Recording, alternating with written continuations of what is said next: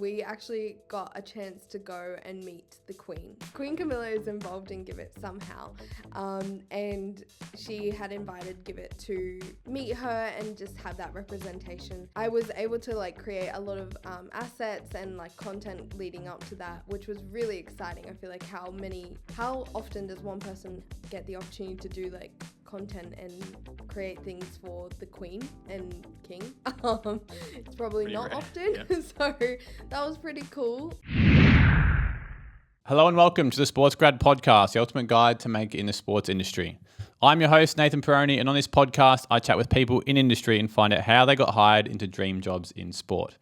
If you want to know what people are doing to break in and grow their career, make sure to follow the pod and subscribe to our newsletter for even more advice. Or if you want to give yourself a competitive advantage in the job market and put your career in a rapid new trajectory, go to our website and apply for the next cohort of the Sports Grad Method program. Now, coming up on the show today is Neha Kumar, Brand and Design Lead at Queensland Rugby Union, Queensland Reds. Whilst Neha has developed a strong career in marketing and design professionally, she has also become known as a key figure in a booming platform, Watch Her Footy, which covers all things NRLW. Neha's passion for women's rugby league has created a wealth of opportunities she never thought was possible, and now has a platform with over 22,000 followers, where people feel more connected to NRLW athletes and provides an opportunity for young and up-and-coming female athletes to showcase their talent. Alongside this passion project, Neha is developing into one of the elite performers in the sports industry, having been recognised as number 12 in Ministry for Sport's Young Guns Under 30 list this April. She is currently flourishing in her role at the Queensland Rugby Union with a pivotal role bringing content to life and game day looking pristine at the Queensland Reds. If you're looking to understand how to transfer skills from other industries into sport and maximise your time to chase your dreams, then this is an amazing listen. So grab a pen and enjoy this chat with Neha. Hey guys, Ruben Williams here, founder of SportsGrad. We'll be back to the episode in just a second, but I just wanted to take a moment to tell you about the SportsGrad Method program, which has been helping people land jobs at major sporting bodies in as little as 14 days and doesn't require you to take out a massive debt to get started. If you are looking to make a jump into the sports industry, but nothing seems to be working for you right now, then why not apply for the SportsGrad Method program? Inside, you'll get given a proven playbook and a one-on-one industry mentor, as well as access to the SportsGrad network, plus much, much more, all of which have helped people land over 800 roles in sport. If you're ready to back yourself and fully go after your career and not let life get away from you and wonder, what if I'd only given that a shot? Then you're the kind of person who we'd love to work with. So head to sportsgrad.com.au/program and you can apply to join us. Neha Kumar, welcome to the Sports Grad Podcast. Thanks for having me. I'm so excited. You're my first interstate guest that I've had on the show. I feel very grateful for that. We're releasing this, I think it's the week before or the week after the NRLW season starts. So it is quite timely. We are recording this a little bit earlier. And just as I finish up my time at TGI, which is how we've met, through the Reds. So Reds had a pretty good season. Hopefully when this comes out, you've got through the Chiefs in the men's team. How's it been? Yeah, it's been really good. It's been such a learning experience, especially this season. I went into a new role, which I'm sure we'll talk about later on, but it has been a journey. And yes, we've got our quarterfinal this Saturday night and then women's Sunday afternoon. So it's been a really hectic time of year. But yeah, it is really cool to just be around the team and see the energy going into this finals series, and fingers crossed we get the win. Absolutely. Yeah, women start a couple of weeks as well. Yeah, well, the Reds women starts on Sunday for round 1, so they've had 2 trials now. So that's really exciting. They've got 2 home games, and 2 away games. And then we've got obviously NRLW starting 2nd of July. So very busy. Yeah. We'll touch on Watch Her Footy, but keep an eye out that for those listening. You may already know who Neha is from that. We just spoke off air, but yeah, Origin just finished up for NRLW. What were your thoughts? Yeah, like I mentioned, I was pretty disappointed in the result. There was a little bit of a feeling that we were bringing in a younger squad, and obviously Queensland are always the underdogs, so we sometimes manage to prove everyone else wrong. But unfortunately this year we didn't. But I think the girls got a lot from it. Like from a fan's perspective, I think this is a new squad that will be building across the years, and especially under Nathan Cross. I think it will be exciting to see where this team heads. So yeah. Bring on next year. Yeah, exactly. We like to start the show with some quick fire questions just to get to know you a bit more before we jump into the career. So firstly, what inspired you to work in sport? Okay, I have to keep this quick. I guess when I was younger, I wanted to be the first Fijian Indian Matilda. Obviously that didn't work out, but I decided to take another route in sport. So was soccer or rugby the early Soccer. It was soccer, then it's rugby league, and now it's rugby union. So it's kind of like a mismatch of all. Yeah, amazing. First ever job and first ever sport job? Oh, first ever job. God, do we want to like talk about my retail days? Because I was at Event Cinemas and like Dotty when I was like in, That's fine. in high school. My first ever real job, I would say, was at like a region med direct, or I think they're called something else now, but that was in marketing. And then first ever sports job was Queensland Reds. Perfect. And after high school, any extra study? Yeah, I did a Bachelor of Business in Marketing and Events, and that was at Griffith Uni. Awesome. One interview question you were asked to answer for the job you're in, or one question you like to ask people that you hire? I actually was talking to my boss about this before, and both of us were trying to like rattle our heads and figure out what he asked me, but we couldn't remember. But one thing I did ask them was, if you could describe the way you work in one word, how would you describe it? And I think that like made them really like pause and think about that. And it might not have helped me so much, but I think it was like a good way of showing them that I was like confident to ask something like that, I guess, to them. What was the answers? One guy said he was pretty like autonomous, like he kind of liked to stay in his own little square and work. The other guy said, I think he like said something along the lines that he was like really driven and passionate. So I don't know, there was like a bunch of different answers, but it was a cool insight to see how this team worked in sport as well, getting into it. Have you ever heard the describe your job as a meal or like as a food? No, I haven't. God, I don't even know what I'd say. What's like a mismatch of everything, like chicken soup? I don't know. Like I do everything. That's a good, but yeah, I've said it to a few people in the offices over time. Yeah, I like that. What would you think? I'm gonna ask that tomorrow to the guys. It's a good fun one. It gets people thinking. Yeah, I like that. Book or podcast recommendation that's helped your career? I go on about it so much. Jay Shetty is the best podcaster I've ever listened to. He has helped me professionally and personally be so confident and like driven and just aware of the way I impact people and the way people impact me. And I just like can't recommend his podcast enough. Shout out to Jay. Love that. And the last one, if you could try another job in sport for a day, what would it be? I feel like it would be like, I feel like I'm thinking too small, to be honest. I would love to work for the Broncos eventually one day. I don't know how it will go with Watch Her Footy, working in NRL and an NRLW space. I guess big would be like working for Arsenal would be super crazy. But yeah, that's a big dream. Are you quite happy at the moment? Yes, of course I am. Is it any more bittersweet because of Champions League? Yeah, basically. Oh, yeah, it's tough. That one was a harsh loss, I guess, but yeah. Yeah, I mean, I've been hate watching. I'm a Liverpool fan, so I've been kind of hoping for the downfall, but you got there. Yeah, right. We did. Want to take you back and can you walk us through your path into sport? You've worked across, charity, media outlet, now professional rugby. Was sport always a goal? It sounds like it was. Yeah, I mean, I think about this quite often. Like, sport has always been in the background for me, and I think the path became really clear over time. It was never that I was, like, when I first started GIVIT, it wasn't like I will end up in sport one day. My page, Watch Her Footy, started within me working at GIVIT, and it kind of made me have a clearer understanding and idea of where I wanted my path to head. I had some sort of passion for it, but it wasn't like my direct trajectory to end up there.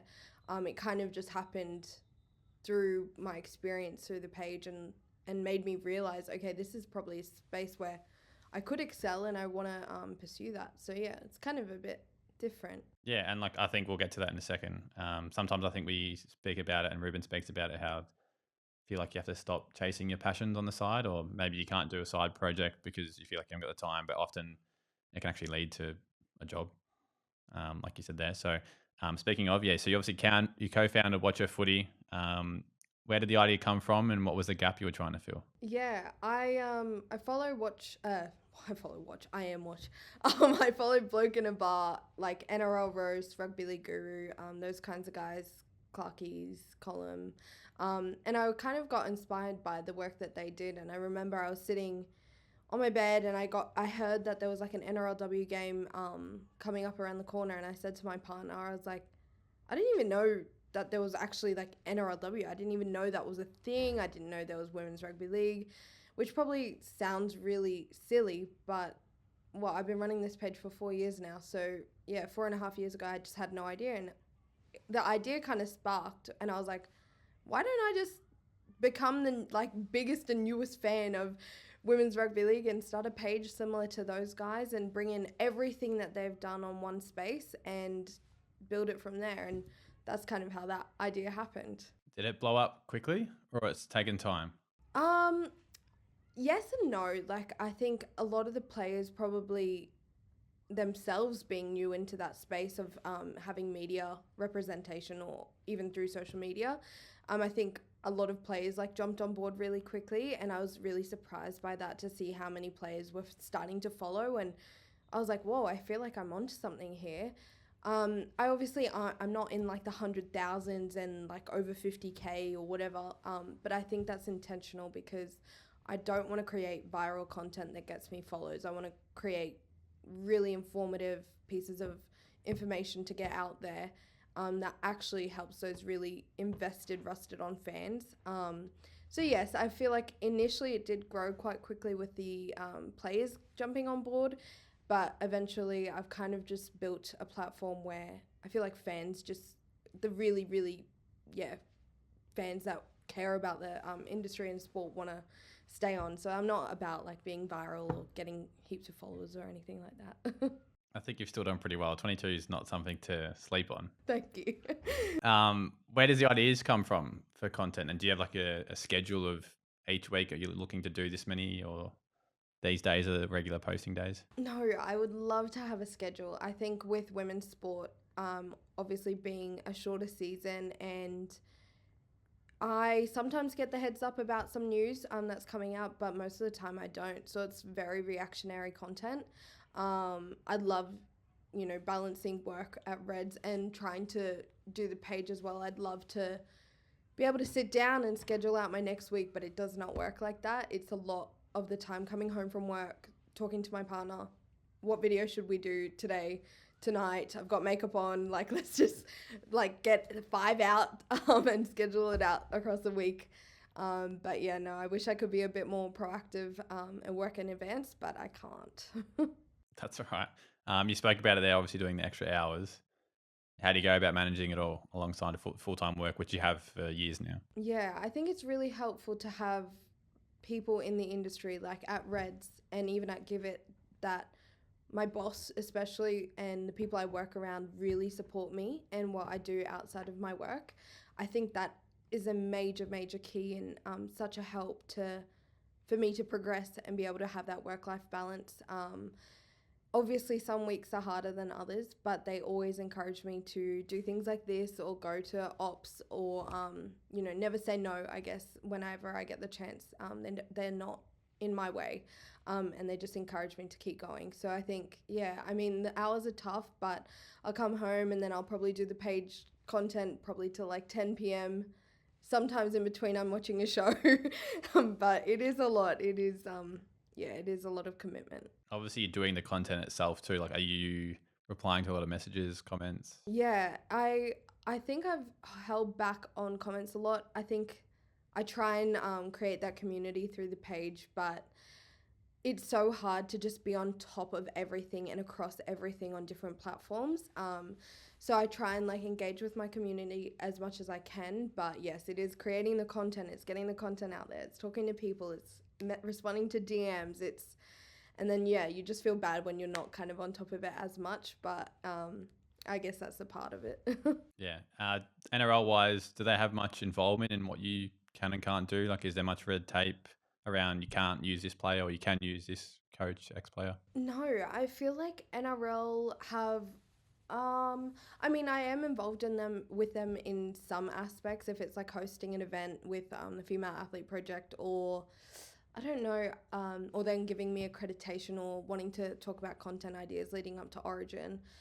But other than that, they've never really been in my way to creating things, or they've never reached out to be like, you shouldn't have done that or anything like that. They've given me a lot of my own space, and I don't know if that's even because they don't really know of me or what I do. It might just be, I just might be another page to them, so they don't really care. But I've tried to stay really, I guess, on the green side of content and creating content to not rub anyone the wrong way, basically. Yeah, that makes sense. And it's organic growth for them. That's a bonus, I would say, end of the day. Yeah. You mentioned as well, obviously, collaborating with Female Athlete Project recently. Do you want to tell us who they are, what they do, but also any others you're collaborating with the space as well? Yeah. So last year in NRLW Magic Round, I managed to work with Chloe Dalton and Bez from the Female Athlete Project, who are amazing leaders in the female sports space. They celebrate women across different sports, different types of athletes, and I just think that they do an incredible job. And when Chloe reached out last year to work together, it was just so amazing to have that opportunity and to be seen by her as well. And it was such a sad weekend. It was rainy and gross, but we still had almost 100 people turn up, which was so amazing to see how invested those fans were. And then we did it again before State of Origin, Game 2 at Suncorp, which was so good. We almost I feel like we were sold out for that event, and we had Red Bull and Budgie Smuggler and NRL involved in that. They gave us free tickets to be able to, promote it a bit better to the public as well, which was really exciting. But yeah, it was such an amazing opportunity to be able to do those events with her, and I feel like there'll be another one coming up in Wagga Wagga as well. Exciting time. Not quite a collaboration in that space, but I saw you also on Channel 9 and got featured on there a few months back. What was that like and how'd that come about? I think, having a network of women in this space is really helpful. And Lavender Bai, she actually put my name forward for that segment. And I actually don't believe I've met her in real life, which is insane. But when you are in this space, you just find and meet people from all different states, all different places. And I think the way that you put yourself out there and getting those types of opportunities is really key. And Lavender, put my name forward for that and had me on Channel 9, which was insane. And I didn't believe that, that was going to be an opportunity for me to ever be on Channel 9. But yeah, I was really grateful to her for thinking of me and putting my name forward. And yeah, it was such a cool opportunity. Love it. The last two on Watch Her Footy, most viral video, and do you get recognised?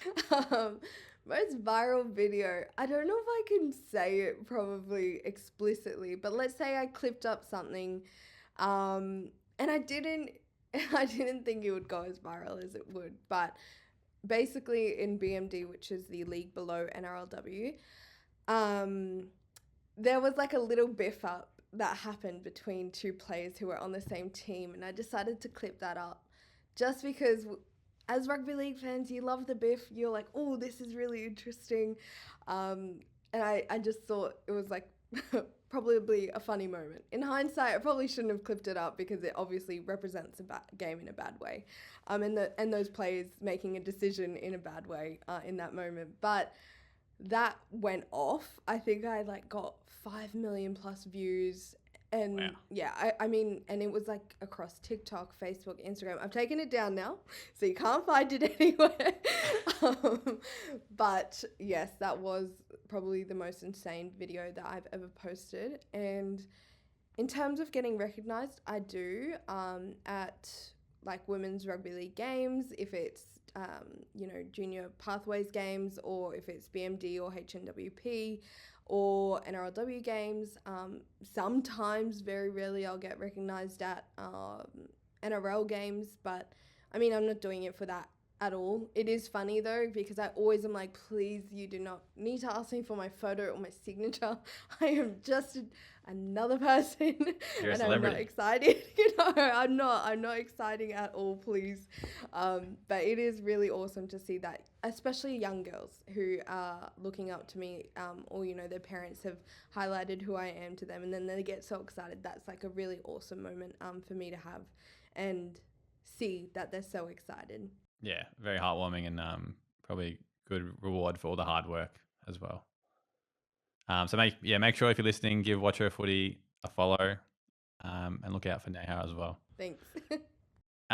Going more towards, I guess, professional career and the 9 to 5 per se.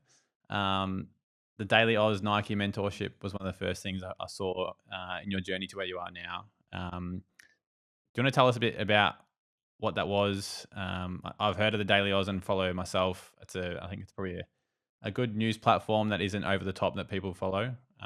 But maybe tell us what the Nike collaboration was and what your role was during the time. Yeah, so Sam, who is, I want to say co-founder, I think that's right, of the Daily Aus, had established this what do you call it again? What was it called? The Daily Aus Nike Mentorship? Yeah. I don't think they had another name for it. I think that's literally what the name was. But yes, Sam has, the co-founder of the Daily Aus, had established this partnership with Nike to give 5 women across Australia the opportunity to become, I guess, mentees. Is that a word? In this space. And yeah, it was honestly the best experience I could have had, because we gained so much exposure to the industry. They brought on journalists, they brought on media personalities, they brought on people in the social media space in sport. And it was just like really helpful and key to understanding how the industry worked when you had no real exposure before. And that was like, I think we'd meet up, I want to say like once every fortnight. That could be wrong. It was a while ago, but yeah, we just would have an hour session with like a person in that space and be able to ask them any questions, or they'd get interviewed by Sam. And then at the end we'd ask questions, and I think that was just really helpful. And Nike, Abby Worth came on board, and she, from Nike's perspective, and yeah, they kind of gave us access and opportunities to events and like gave us gear, and that was really cool, and told us how the Nike space works, especially in Australia or the Pacific, especially. So that was, yeah, really awesome to have that experience. Was that something you just applied for, or like how did that come about? Yeah. So it was, I just saw it advertised on LinkedIn, and then I applied for it, and only 5 girls got selected, and I was pretty lucky enough to get selected for that. But yeah, it was just, I just saw it come up on my LinkedIn feed. Yeah, amazing. It sounds like a great opportunity from just like extra learning, extra self-development that you just go over and above. Yeah, for sure. Do you still stay in touch with some of the other mentees that you said were alongside you? Yeah, definitely. We all follow each other now. We're all celebrating each other from afar, because I think we're all from different places, I would say. And the girls were like, some did soccer, some did F1. I was rugby league. I'm probably missing some, but we were all doing different things, and that was really, really cool to be able to see like there was 5 of us who are so invested in different sports and want to like do our best in that space, and then we all have kind of come together and like, yeah, just cheer each other on, which is really cool. Yeah, incredible. Yeah, shout out to Daily Aus. They do some good stuff, so give them a follow as well. Exactly. You mentioned GIVIT before. From what I can see, is it your first full-time role? Yeah, no, it wasn't. It's probably the first full-time role that I was proud enough to put on my profile. I felt like I just like gained a lot of experience there, and I think it was more along the lines of what I wanted to eventually end up in. So yeah, GIVIT was an amazing space to kind of understand and learn what I was after, and they gave me opportunities in marketing, and yeah, becoming the lead of social media. And yeah, I think it was just a great working space, and the people I worked with were just absolutely unreal. So I think, I'm really proud of working at GIVIT. Do you want to tell us a bit more about what GIVIT actually does as well for people that are listening? From what I could sort of see, a small organisation. Yeah, it is. God, I used to have this like memorized because everyone would say, "What is GIVIT?" I've not actually heard of it before, but it's a not-for-profit. And yes, they are based in Brisbane. And basically they're like a matchmaking service. So, but for people in need. So I should add that bit. So basically, if you, for example, had 5 jumpers that you were going to throw away, instead of you throwing it away, you would go on to GIVIT and you'd pop in your details of where you live, like your suburb or whatever, and then you could see charities nearby that needed 5 jumpers. And basically, you would just connect with that organization and say, hey, I've got 5 jumpers, I can see, and you can read the story of the person who needs help, which was probably the most unreal thing about GIVIT is you can see, for example, there's a female with 2 kids who's escaped DV and really needs, clothing for her children. And if you feel inspired by that story, you want to help that person, then you can just connect with that organization who's helping that person and say, here, I've got all this, you can have it. And then you guys would just talk and kind of, get that sorted. So yeah, I think it's just such a unique platform and such an inspiring platform. And you can help whoever you feel the most connected to. I think that's just like really amazing. Yeah, I haven't heard of anything like it, but I know down in Melbourne we have like the donation bins where you can like donate clothes into there. But I think having a connection, like you say, to a story or to someone that feels like it's a worthwhile, again, it goes with the name, obviously, give it to them. Were those situations that you need to be like in the same suburbs, state for it to actually be facilitated, or can they actually still ship it interstate? No, I feel like there were moments. Well, it depends on the organisation. If they're willing to pay for shipping costs or you're willing to pay for shipping costs, then you can be in different states. Usually it would be around your suburb or like just for easiness, I guess, and quick, just having like that quick service. But yeah, I feel like you can, if you want to do it interstate, you can. If you want to do it by suburb, you can as well.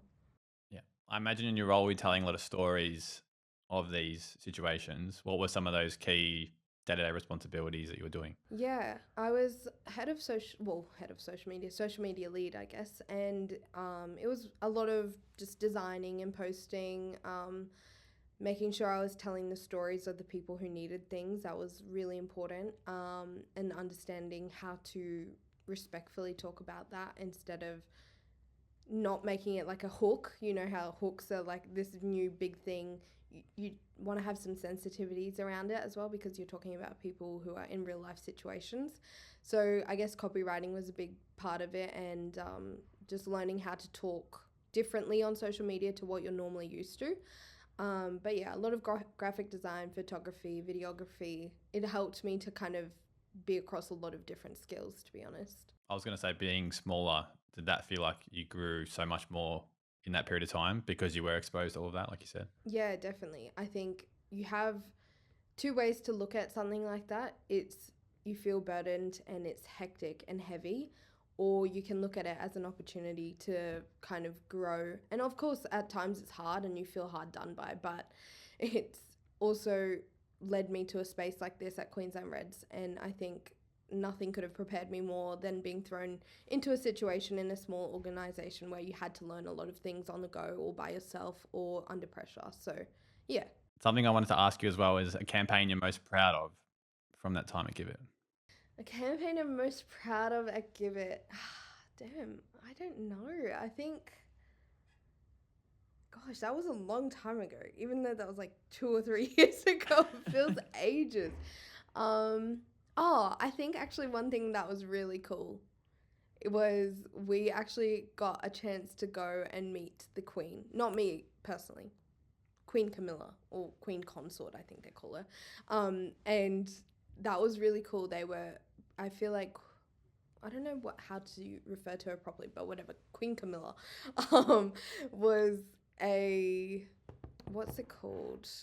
Like, she somewhat invested in GIVIT. that's probably wrong, and I'm saying the wrong thing. But she's involved in GIVIT. We'll say that. Yeah. Yes, Queen Camilla is involved in GIVIT somehow, and she had invited GIVIT to, I guess, meet her and just have that representation. And I can't remember what event it was for. Again, my memory is so bad, but I was able to like create a lot of assets and like content leading up to that, which was really exciting. I feel like how often does one person get the opportunity to do like content and create things for the Queen and King? It's probably Pretty not rare. often. Yeah. So that was pretty cool.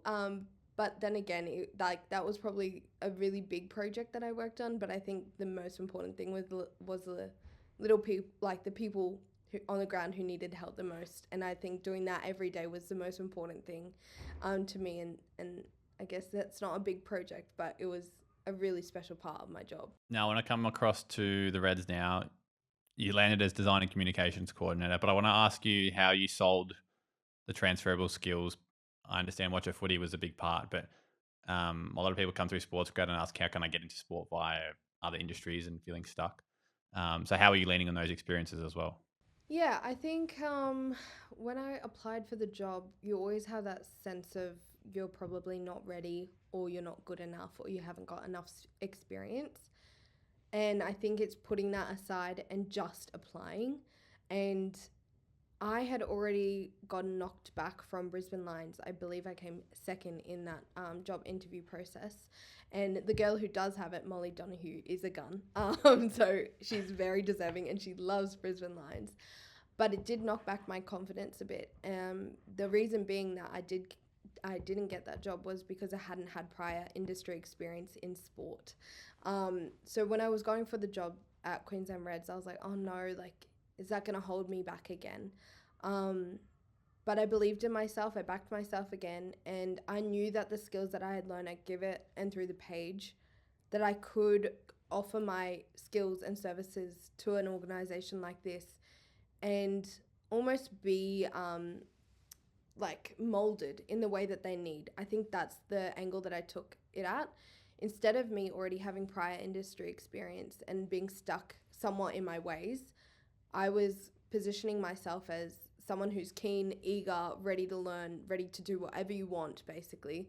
And I think that helped them make that decision as well, because I was ready to just do what they needed. And yeah, I was going to make mistakes along the way, but I think they were probably ready for someone who was a little bit more moldable and they could shape a bit more in this space, especially. Yeah, I think it's really important, and we speak about that a lot. You started, as I said, design and communications coordinator. You've evolved into brand and design lead. How has that role changed over the last couple of years, and like, what are you doing now as well, week to week? Yeah, it has evolved dramatically. I actually hadn't ever studied graphic design. That this is probably something that is probably important information. I studied a Bachelor of Business in Marketing and Events, but I didn't learn graphic design. I didn't learn photography. I didn't learn videography or editing or filming or podcasting or anything like that. So I actually took it upon myself to learn everything by myself. And I think that actually helped to get this role in design and comms. I was a bit nervous at the start because I was like, I haven't actually done graphic design. I know what I'm doing, but compared to someone who's studied graphic design, has had a job in that, they're probably a bit better than I am. But I still managed to get the job. So I feel like that's a back yourself and believe in yourself, even if you don't feel like you've got the skills 100%. So yeah, I obviously jumped into that design coordinator role, and now I do brand and design. Well, my title is brand and design lead, and I work across so many different areas. Still in, I guess, to have a big picture of it, it's social media, it's graphic design, it's photo, it's video, it's editing, it's filming press conferences, it's game day pres now. That's probably a big tag onto my role this year is if you go to a Suncorp Stadium game, Reds home game, hopefully next year, you'll see everything on the big screen is mostly by me, I would say. The lighting, the music, the activations. And again, it's not just me. I work with a couple people here and with Kojo as well.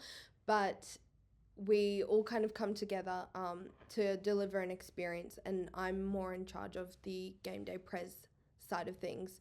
That leans into the brand and design lead aspect of my role. But it was a job that was put towards me, and I was like, I, again, have no experience in that. Are you sure you want me to take on that role? And I think because of the way that I've probably established myself in this space over the last 2 years, they felt confident enough to give me a responsibility like that, which I'm grateful for now because I've learned so much, and I feel like I'm ready to take on whatever job I want to go for next. And that probably sounds egotistical, but I feel like it's, really prepared me for anything else now. I think a big thing, and I harp on about it, is like trust in people, and clearly the Reds have a lot of trust in you and belief to take the reins, learn, and keep delivering.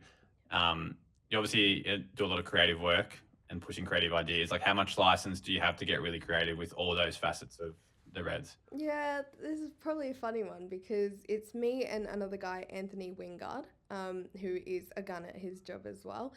And it's a small team at Reds, even though we're a big organisation. It's a small marketing team, I would say. There's me and Jim Tucker, who is a very well-known journalist in the rugby space, and our boss, Pete. And I would say Ant and I do get a lot of creative freedom to express how we want to and represent the guys and the girls in the way that we believe they should. But we do get input a lot from higher ups or, our commercial partners. They do have a lot of involvement in our content strategy, just because they're the ones that obviously help the organisation run in some aspects. So we want to give them love and make sure that they're, really well represented in the way that they want to be through our content. So a lot of that is, you'll see probably a lot of corporate content shown on Reds channels.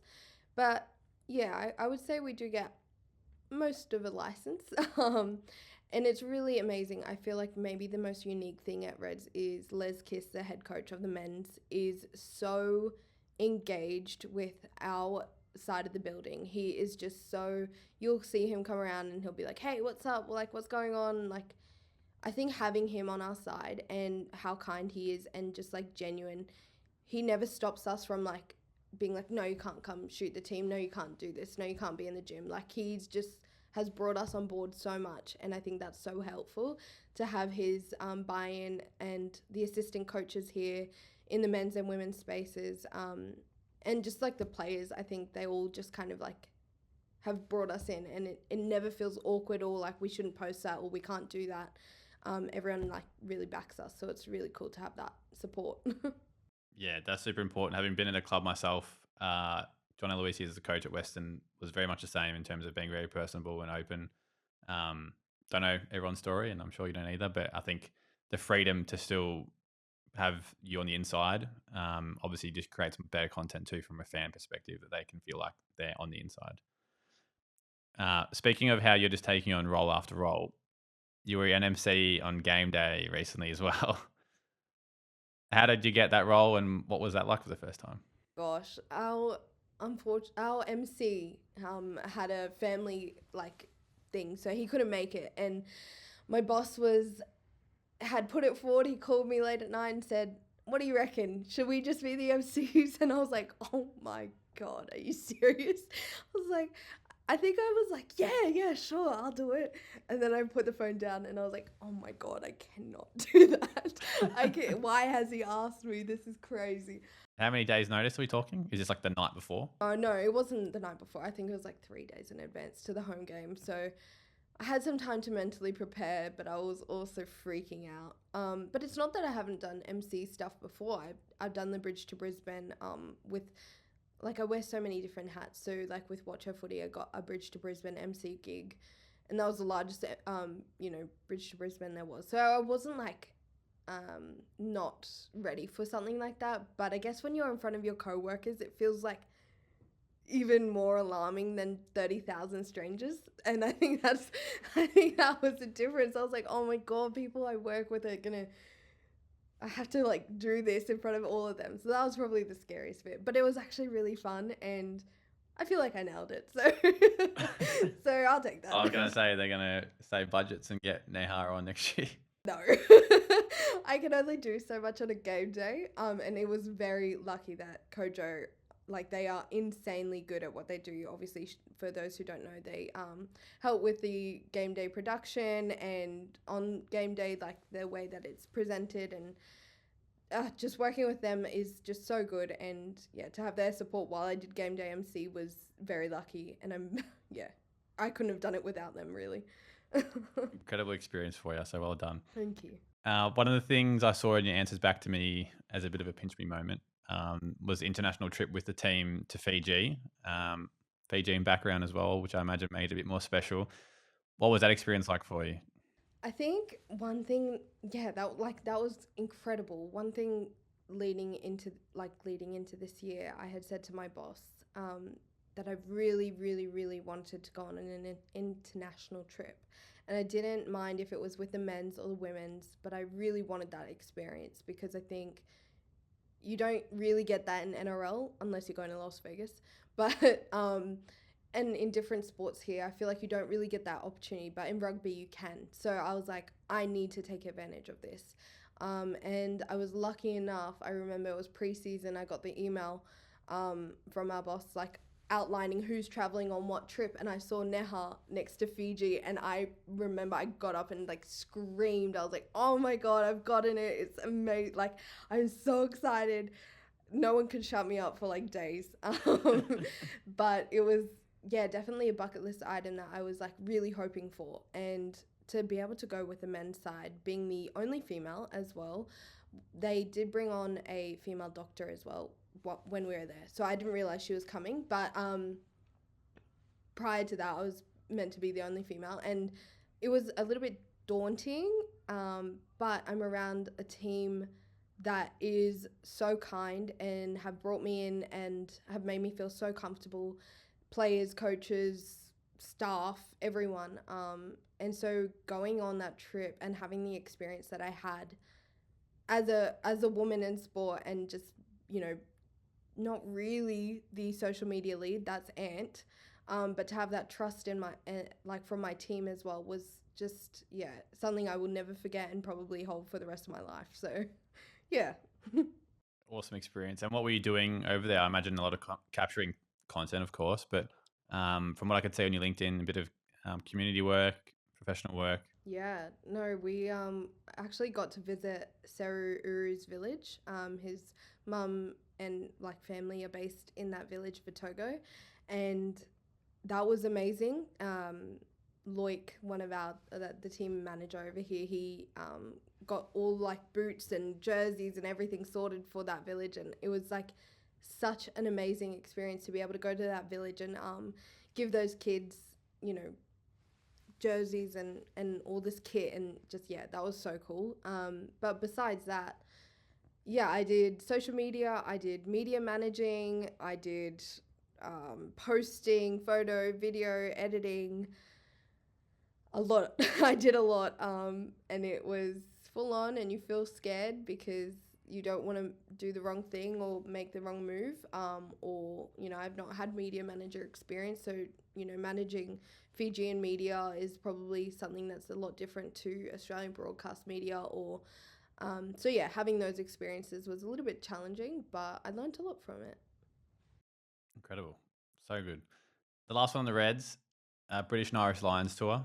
I was involved with it through TGI last year. Not as a rugby fan at the time, but seeing that come to life was just blew my mind away. What was it like for you when they came to Suncorp and you were part of it? Yeah, I feel so devastated, right? Because the person next to me who's like an invested rugby fan would be like, oh my God, this is incredible, unreal. Every 12 years this only happens. For me at that point, I wasn't probably the most invested rugby fan, so I wasn't like, whoa, this is sick.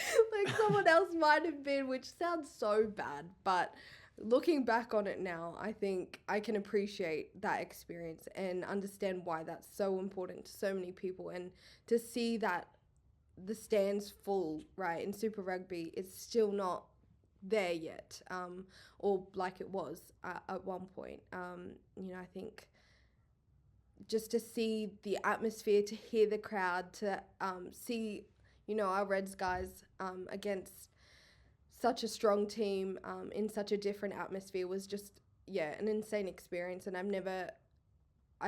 won't forget that either. I wish I was more invested and been like, oh my God, this is crazy, but I wasn't, which sounds so bad. But no, it was very cool. Glad you could still do it at the same time and reflect on it, so that's okay. Exactly. Another cool achievement I saw was so the Ministry of Sport, for those that don't know, did a lot of articles about sport business. You see them on LinkedIn. But you were named number 12 in their Young Guns under 30 list in April. How were you nominated, and was that a surprise? Like, what did it mean to you? I have no idea how I was nominated. It wasn't a complete surprise. I had seen someone had commented something that I was, they had put my name forward, and I was like, what is this? It was quite surprising.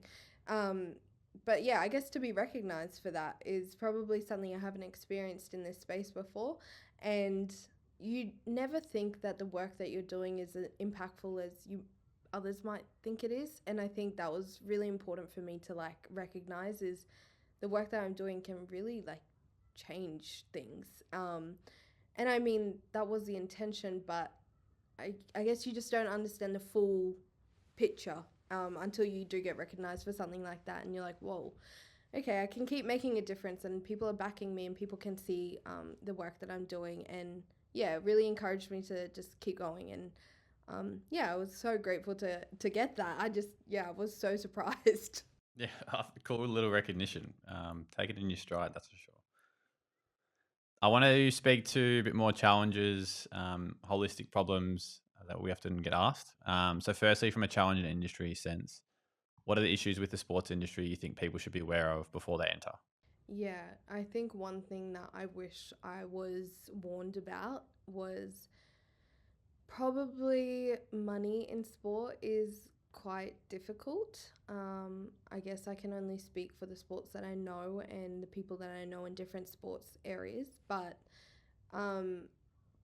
you can do a lot and you can work a lot of hours, probably not for the same amount that you would get in a different organization, I would say, or different industry. And I think if I was probably told about that prior, I don't think it would have changed my decision, to be honest. I was really excited to enter the sports space, but it would have helped me navigate it a bit more, a bit better, I would say, to just have that understanding that you're going to do a lot, you're going to work a lot of hours, and probably not for what you think you deserve at that point in time, which is definitely a tricky conversation to have, but it's the truth. And I think people out there should know that, it does seem so exciting, the things that I get to do, the things I get to experience, and I'm so grateful for everything I've learned. But it can be challenging, that part of it. Yeah, it's worth noting, but I think we all know that those who work in it, you realize it's worth it in the end, and you get so many cool experiences that come out of it. Definitely. Career direction wise, have you ever felt stuck or lost? And if so, how did you decide what path to take? I feel like at GIVIT, I probably was feeling like I wanted to have a shift. I loved my workplace. I love the people I worked with, but I just felt like there was something underneath that I needed to change. And I really started to love the work I was doing through Watch Her Footy, and I wanted to do that professionally. And I think it just helped to make that decision to change.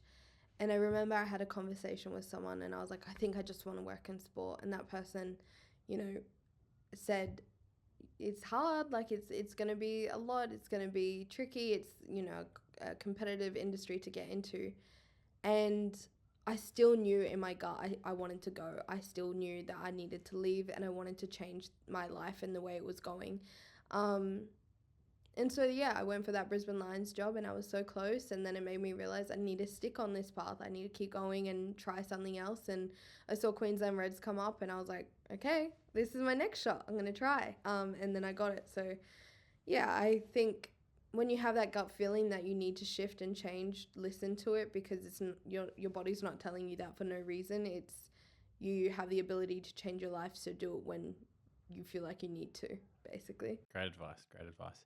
And the last one is making it in sport when you landed your job. What do you think made you stand out? Ooh, I think my different skills that I have.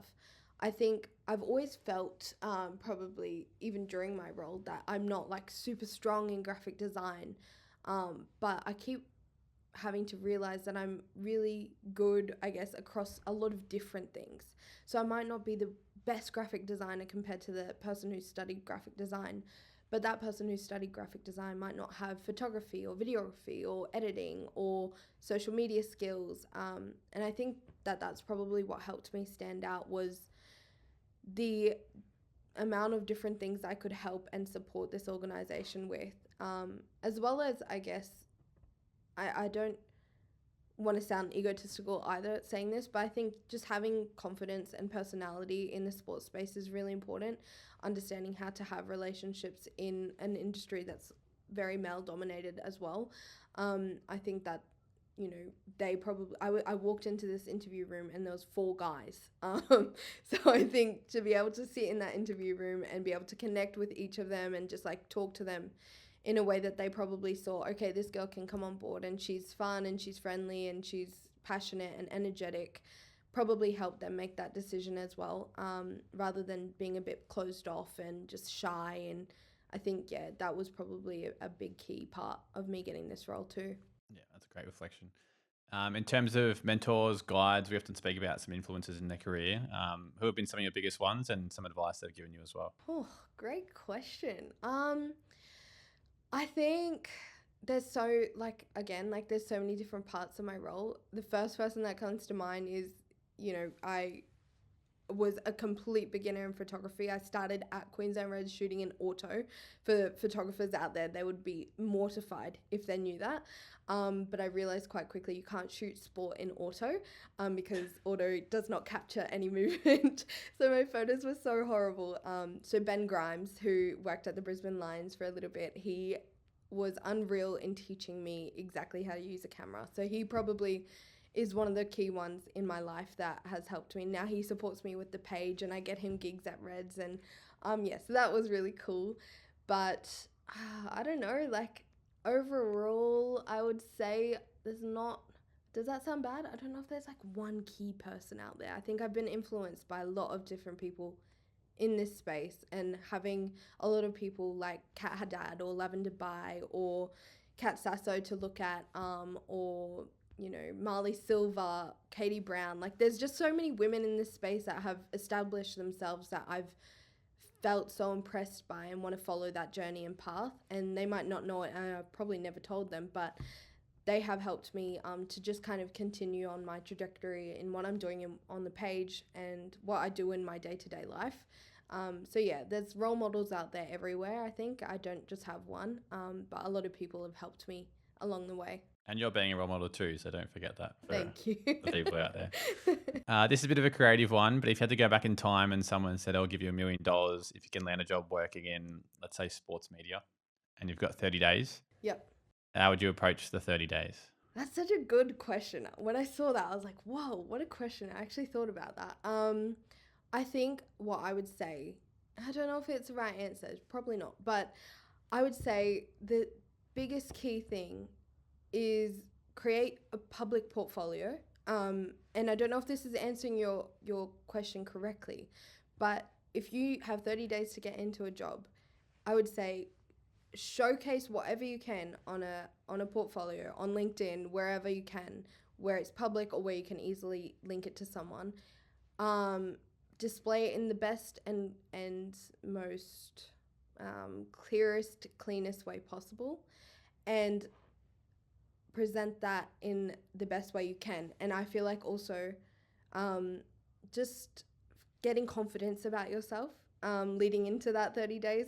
I don't know. Is this answering your question correctly? I feel like No, everyone takes it a different way. And often there's never like an exact same answer. I'll come at it from like speak to your part of industry or your part of industry. So I won't just be like in sport. But the conversation from like similar people in similar roles to yourself has been portfolio, LinkedIn, talk about what you can do, show what you can do. So it's definitely answering the question. And there's no right or wrong. It's a random example. Yeah, I think it's just so important. People just you could be the most talented person, but keeping that to yourself. And I think that's what the Daily Aus taught me is do not be afraid to build relationships, to put yourself out there, to show who you are to the people you are surrounded by, because you just don't know who is going to be attracted by that. And I think that's helped me, especially at Reds, to even like in meetings with Les Kiss, the head coach, or with players, just putting myself out there and showing what I can do and what I've got and feeling confident about my skills and abilities really helps in so many situations. And I think leading up to your 30-day job is creating your portfolio, feeling confident in what you've got and what you can do, and showcasing it in the best way that you can and backing yourself, because it's easy to say you should do that because a lot of people would feel nervous and feel like they're not ready, but you just have to one person did tell me, and I've always stuck with it, is fake it till you make it, basically. And I sat in this exact room actually, and I knew I wasn't the best graphic designer. I knew I wasn't the best at all the skills that I was presenting, but the way that I spoke and showed it, I guess, really helped the people in this room decide that I was going to be the one that they were going to hire. And I was so honest with what I was capable of. And I think that's really important, is you can fake it till you make it, but also don't be afraid to say, I'm still learning, I'm still growing, and you can mold me and shape me into the person that you guys need me to be. So finding that right balance and just staying true to your word, I think really helps you to get the roles that you want. Love that advice. $1 million coming your way. Yes. We kind of spoke about this before based on your answer back to me, but biggest pinch me moment working in sport? Oh, biggest pinch me moment. I think when I answered this, it was hard to like really pinpoint an exact moment, because through Watch Her Footy, I've been able to get so many different opportunities and experiences, which has been so amazing. Like doing the Bridge to Brisbane and MCing that, like going on TV, on radio, and doing interviews with players and doing the Queensland Maroons thing recently with those players. I think those are like really random pinch me moments.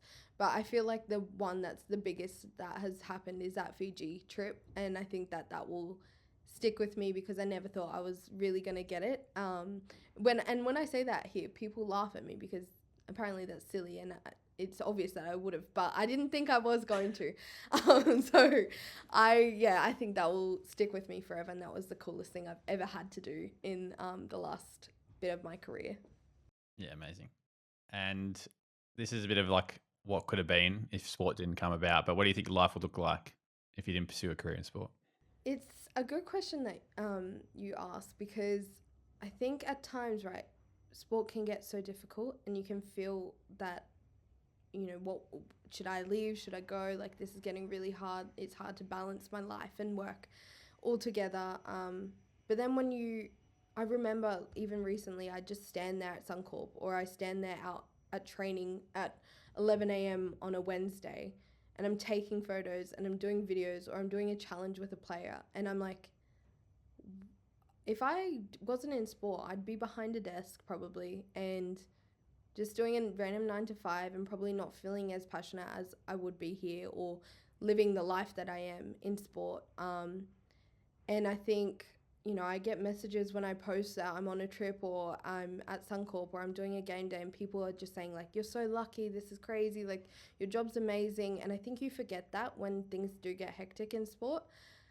But when you stand there and you realize what you're doing and where you could have been, I would always want to work in sport now. I think that's probably something it's a hard industry to leave, to be honest, because you just experience so much and you have so much fun, and yeah, I don't think I'd want anything else. Well, there's nothing's going to stop you. You're in there now, so keep at it. The last question for me is a question from our last guest. So this is something I've added in my time on the pod, but what's a sports or brand partnership you'd like to see in the future? Oh, I think I'm really, really, really loving how like clothing brands are going on board with female clubs. I think that's really important. So I mean, in this space, to have a female brand come on board with the Super W squad would be amazing. Exactly who? I have no idea, really. I wish I was like more of a clothing nut, but I'm not. But I think, I think like or Mecca, something like that, like Mecca or Sephora, those types of brands, they make sense. And I think it's probably a space that they could get into a lot more with clubs and female sports especially. So I think that could be cool to start seeing those brands come on board with different women's spaces here. We'll have to tap Hannah and Pete. Yeah, I might have to actually, right?